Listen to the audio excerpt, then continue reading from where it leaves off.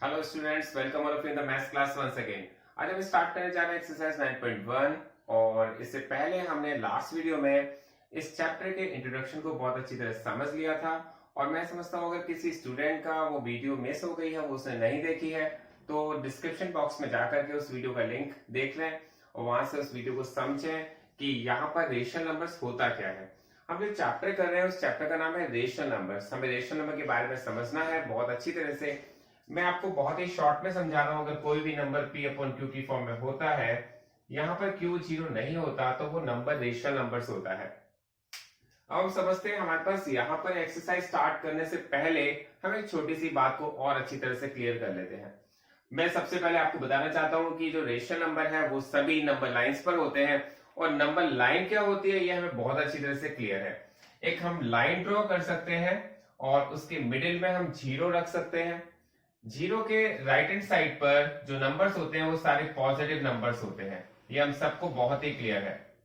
ये हमने last 6 class में भी ये की थी, नंबर लाइंस। और नंबर लाइंस के बारे में हम सब जानते ही हैं कि हमारी राइट हैंड साइड पर ऑल पॉजिटिव नंबर्स होते हैं, लेफ्ट हैंड साइड पर नेगेटिव नंबर्स होते हैं।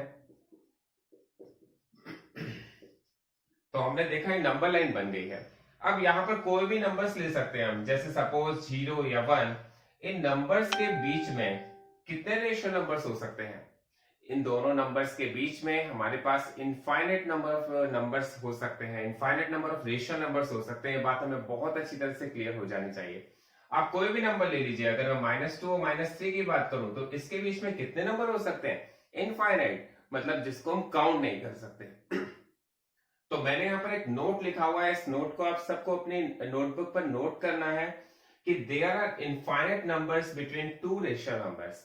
किसी दो रेशनल नंबर के बीच में infinite number of rational numbers हो सकते हैं। ये हमें बात को बहुत अच्छी तरह से क्लियर समझना है। अब स्टार्ट करते हैं एक्सरसाइज 9.1 और उसमें हम देखते हैं सबसे पहले question number first.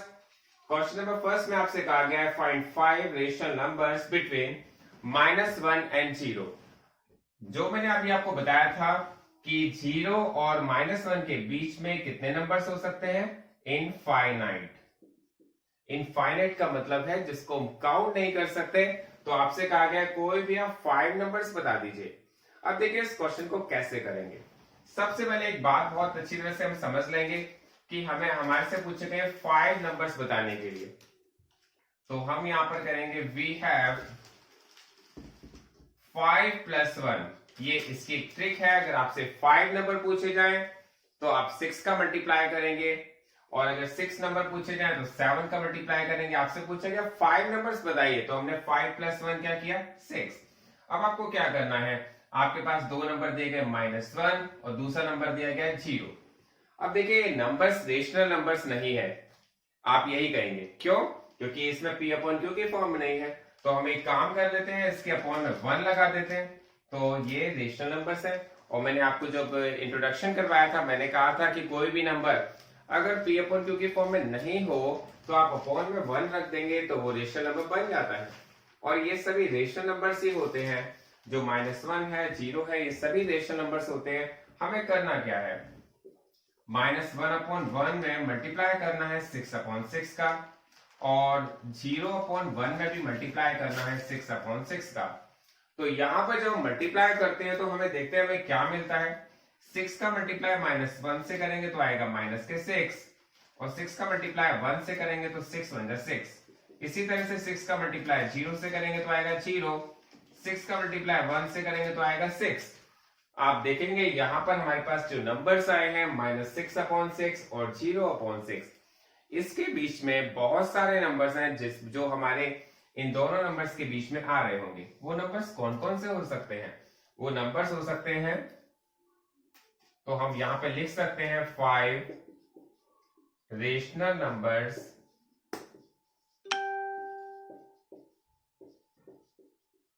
Between -1 and 0 are. ये हमारे जो नंबर्स होंगे कौन कौन से हो सकते हैं? देखिए 0/6 और -6/6 के बीच में कौन कौन से नंबर हो सकते हैं? वो नंबर हो सकता है 5/6, वो नंबर हो सकता है -4/6, वो हो जाएगा -3/6, -2/6, -1/6। तो बहुत सारे नंबर्स हो सकते हैं। तो हमारे पास माइनस से 5/6 -4/6 ये 5 नंबर्स आपसे कहे गए थे, हमने 5 नंबर्स इसमें लगा दिए हैं। लेकिन एक बात और ध्यान रखने की जरूरत है, मे भी हो सकता है आपके आंसर में कुछ और नंबर्स दिए हों, क्योंकि आंसर से इसमें देखिए मैं आपको एक एग्जांपल के थ्रू बताता हूं। हमारे पास 1 से लेके 100 तक नंबर्स कितने हो सकते हैं? बहुत सारे हो सकते हैं। मैं अगर किसी स्टूडेंट से पूछूं कि बेटा आप बताइए कि 1 और 100 के बीच में 5 नंबर्स, तो वो बताएगा 10, 11, 12, 13 एंड 14। ठीक है। कोई दूसरा स्टूडेंट बताएगा, वो बताएगा 30, 31, 32, 33। तो दोनों सही है अपनी जगह। तो यहां पर हमारे पास बहुत सारे नंबर्स हो सकते हैं। मैंने आपको यहाँ पर 5 नंबर्स बता दिए हैं। ये हमारा क्वेश्चन यहाँ कंप्लीट हो जाता है, यही इसका आंसर भी होगा। इसके बाद देखेंगे अब नेक्स्ट क्वेश्चन। अब देखते हैं इसका सेकंड पार्ट। सेकंड पार्ट में आपसे कहा गया -2 एंड -1 इन दोनों के बीच में 5 नंबर्स बताइए। देखिए मैं आपको बता चुका हूं कि यहाँ पर बहुत सारे नंबर्स हो सकते हैं, और ये क्वेश्चन आप देखेंगे तो हो सकता है पहला क्वेश्चन भी आपको और ज्यादा क्लियर हो जाए। देखिए आपके पास कहा गया है यानी 5 नंबर्स बताइए, तो हम यहाँ पर क्या करेंगे, आप सबसे पहले लिख देंगे वी हैव 5 + 1 = 6। देखिए यहां पर हमने 6 का ही मल्टीप्लाई क्यों कर रहे हैं, आपको एक बात ध्यान रखनी है, आपको एक ट्रिक का यूज करना है। अगर 5 नंबर्स पूछे जाते हैं तो 6 का मल्टीप्लाई करना है, अगर 6 पूछे गए होते तो 7 का मल्टीप्लाई कर देते, मतलब 1 ऐड करके आपको मल्टीप्लाई करना है। तो यहां पर हमारे पास पहला नंबर है -2, और इसको -2/1 तो हम लिख ही सकते हैं। इसके दूसरा नंबर है -1/1। हमें क्या करना है, -2/1 में मल्टीप्लाई करना है 6/6 का, -1/1 में मल्टीप्लाई करना है 6/6 का। तो हमारे पास ये नंबर जो आ गया है -2 6 जा माइनस का 12/6, और ये आया है माइनस का 6/6। तो आपके पास ये नंबर आ गए हैं। अब हम देखते हैं कि इन दोनों के बीच में हमें कितने नंबर्स रिक्वायर हैं, 5 नंबर्स। तो 5 आप निकाल सकते हैं, 5 नंबर्स हम लिखेंगे, 5 नंबर्स बिटवीन -2 एंड -1। नंबर आप देख लीजिए कौन से नंबर हो सकते हैं। आप लिख सकते हैं -11/6, -10/6, -9/6, -8/6, -7/6। तो हमारे पास ये नंबर कितने हो गए, 1 2 3 4 5। आप देखिए -12/6 एंड -6/6 के बीच में आने वाले नंबर्स कौन से हैं, -11/6, -10/6, -9/6, -8/6 एंड -7/6। और मैंने आपको एक बात और भी बताई है कि मे भी आप आंसर चेक करेंगे तो हो सकता है वो थोड़ा डिफर करे, लेकिन वो भी करेक्ट है और ये भी करेक्ट है, क्योंकि मैंने बताया 2 रेशनल नंबर के बीच में इनफाइनाइट नंबर्स हो सकते हैं। तो ये भी हमारा आंसर करेक्ट है, और जो बुक में दिया है वो भी करेक्ट है। इसके बाद देखते हैं इसका थर्ड पार्ट। थर्ड पार्ट में आपके पास क्या दिया हुआ है, थर्ड पार्ट में दिया हुआ है -4/5 एंड -2/3। हमारे पास ये दो नंबर है और इसके बीच में भी 5 नंबर्स की रिक्वायरमेंट है। तो आपको सबसे पहले क्या करना पड़ेगा, हमने सबसे पहले यहां पर क्या किया था, 5 में 1 ऐड किया था, 6 आ गया था। लेकिन क्योंकि यहां पर दोनों के डिनोमिनेटर्स कैसे थे, सेम थे, इसके भी डिनोमिनेटर में 1 था और इसके डिनोमिनेटर में भी 1 था, तो हमें सबसे पहले ये वर्क करना पड़ा था। लेकिन यहां पर इनके डिनोमिनेटर्स कैसे हैं, इसका डिनोमिनेटर 5 है, इसका डिनोमिनेटर 3 है, तो इसमें थोड़ा सा चेंज और करना पड़ेगा। सबसे पहले हमें इन दोनों का डिनोमिनेटर सेम करना पड़ेगा, और डिनोमिनेटर सेम करने के लिए हम क्या करते हैं, सबसे पहले लेते हैं LCM. LCM of 5 and 3, LCM of 5 और 3 का आता है 15। आप अपने आप भी फाइंड करके देख सकते हैं, 5 और 3 का एलसीएम 15 होता है। अगर नहीं फाइंड कर सकते तो आप यहां पर ध्यान दीजिए, 5 और 3 का जब एलसीएम फाइंड करेंगे तो सबसे पहले 3 से डिवाइड करेंगे तो यहाँ पर 1 आ जाएगा, फिर 5 से डिवाइड करेंगे तो यहाँ 1 आ जाएगा, और 3 5 जा 15। बहुत ही क्लियर, एलसीएम फाइंड करना आप सबको आना चाहिए, क्योंकि बहुत ही आप 6th क्लास में भी सीख चुके हैं, 7th में भी आ चुका है। इसके बाद देखते हैं हम सबसे पहले इनके एलसीएम जो है, जो इनके डिनोमिनेटर्स है उसको इसके एलसीएम के इक्वल रखते हैं। कैसे रखेंगे, -4/5 को आपको क्या करना है, इसके डिनोमिनेटर को 15 बनाना है। तो 15 बनाना है तो आपको क्या करना पड़ेगा, -4/5 का मल्टीप्लाई आपको 3 से करना पड़ेगा। हमने 3 से क्यों किया, क्योंकि 5 3 जा 15, -4 3 जा -12, क्योंकि आपको 5 को 15 बनाना था तो आपने 3 का मल्टीप्लाई ऊपर नीचे कर दिया।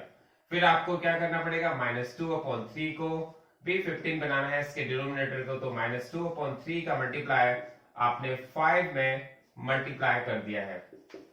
और मैंने आपको बताया था हम किसी भी नंबर का मल्टीप्लाई कर सकते हैं, जो भी मल्टीप्लाई कर रहे हैं वो सेम होना चाहिए न्यूमरेटर में भी और डिनोमिनेटर में भी। तो -5 2 जा -10 अपॉन 5 3 जा 15। अब आपके पास ये नंबर आ गए हैं। अब यहां पर आप देखेंगे दोनों के डिनोमिनेटर सेम हो चुके हैं। अब दोनों के डिनोमिनेटर जब सेम हो जाते हैं और इसके बाद हमें रेशनल नंबर फाइंड करने होते हैं, तो हम क्या करते हैं,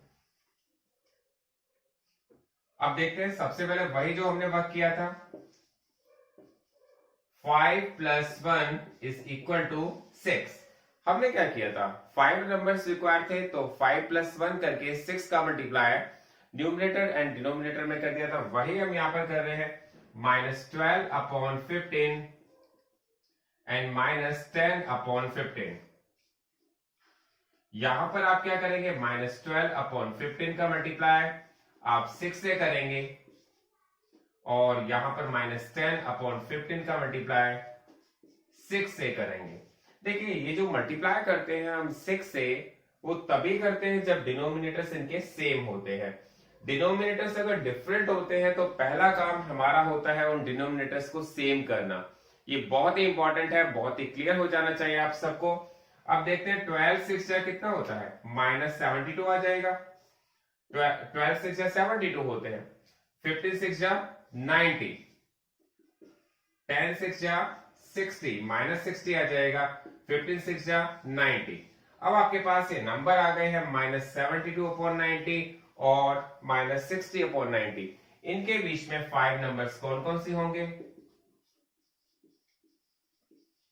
इनके बीच में बहुत सारे नंबर हैं, आप एनी 5 बता सकते हैं। कौन कौन से बताएंगे, -71/60, -70/60, -69/60, -68/60, -67/60 एंड मैनी मोर।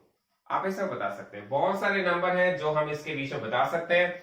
तो मैंने अभी यानी 5 नंबर लिख दिए। मे बी इनका आंसर पीछे डिफरेंट हो सकता है, मैंने कहा वो भी करेक्ट है और ये भी करेक्ट है। ये जो मैंने आपको मेथड बताया बहुत ही सिंपल है, बहुत ही इजी है। अगर आप इसकी प्रैक्टिस करेंगे तो आपको बहुत क्लियर हो जाएगा। अब देखते हैं इसका फोर्थ पार्ट में आपसे कहा गया -1/2 एंड 2/3, इनके बीच में एनी 5 रेशनल नंबर्स बताइए। तो देखिए हमारा सबसे पहले हमें देखना पड़ेगा इसके डिनोमिनेटर सेम है या डिफरेंट। तो हमें देखने से पता चला इनके डिनोमिनेटर तो डिफरेंट है, क्योंकि यहां पर डिनोमिनेटर में 2 दिया हुआ है, यहां पर 3 दिया हुआ है।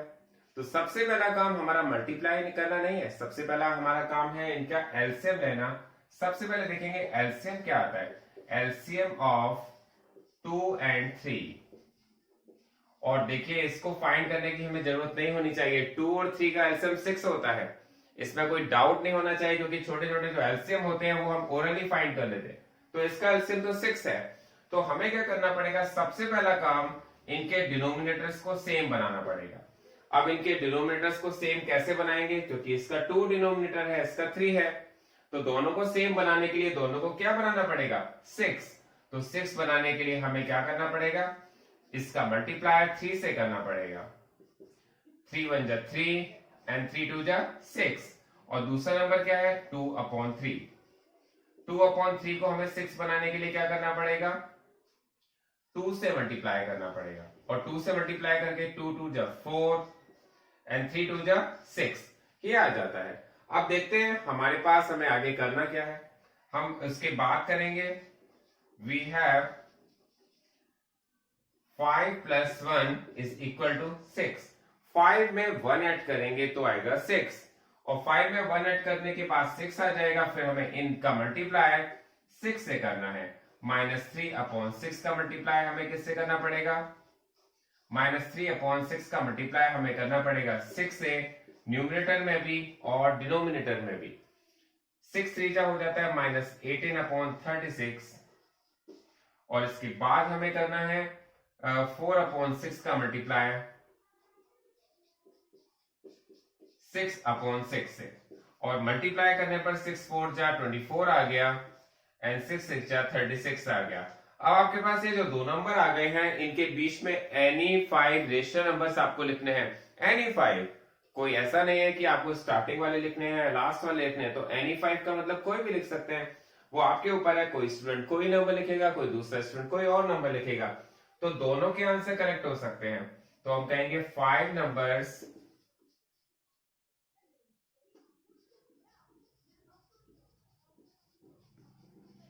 between -1/2 and 2/3 are, हमारे पास कौन से नंबर हो सकते हैं आप देखिए। यहां पर हो सकता है -17/36, और हो सकता है 16/36, और हो सकता है 15/36, 14/36,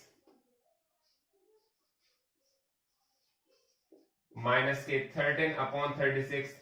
तो ये नंबर हमारे 5 हो सकते हैं।